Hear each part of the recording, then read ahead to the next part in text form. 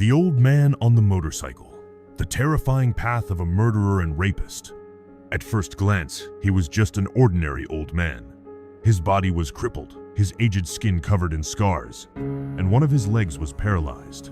But no one could have imagined that behind this frail appearance hid one of the most brutal criminals in the history of a small American town. His name was Henry Lawson, a war veteran living on the outskirts of the city.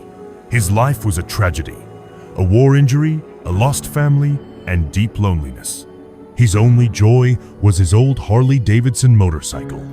Every night he rode the roads, weaving between highways. But no one knew that he had a terrifying secret route. The first disappearance. In the summer of 1989, 19-year-old college student Jennifer Mason went missing. She was driving home from a party but never arrived. Her car was found on the side of the road with the door open, and her phone and purse were still inside. There were no signs of a struggle. 2 months later, another girl disappeared, 21-year-old Kimberly Ross. The circumstances were almost identical. Nighttime, a deserted road, and an abandoned car with an open door. The police were at a dead end. The only clue was that some witnesses reported seeing a motorcyclist near the disappearance sites, but no one could describe his face. The next discovery was the most horrifying. That fall, hunters stumbled upon the remains of 3 young women in the woods. Their bodies had been brutally mutilated, and one of them had strange bite marks as if from iron teeth. Forensic experts determined that the attacker had used a custom-made metal prosthetic in place of his jaw. This was the first major lead. And then, the police remembered Henry Lawson, disabled old man who lived by the road. But how could a man with only one functioning leg commit such crimes? No one believed he was capable of it. The police set a trap. Young officer Lisa Banks drove out to the highway at night, posing as a stranded driver. She turned on her hazard lights and waited. 3 hours passed. Then she heard the roar of an engine.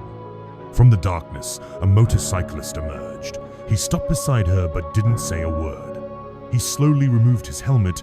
It was Henry.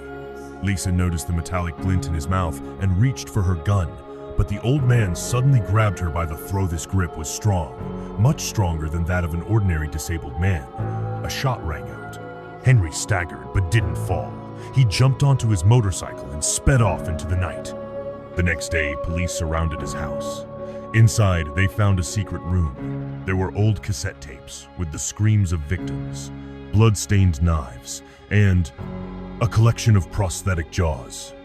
Henry had an entire set of teeth, with metal fangs that he wore at night. They found the old man dead in the woods. He had shot himself, leaving no note behind. But one detail puzzled the detectives. Inside his house, they found fresh food and clothes for 2. Did this mean he wasn't acting alone? Could the real killer still be out there? What do you think about this case?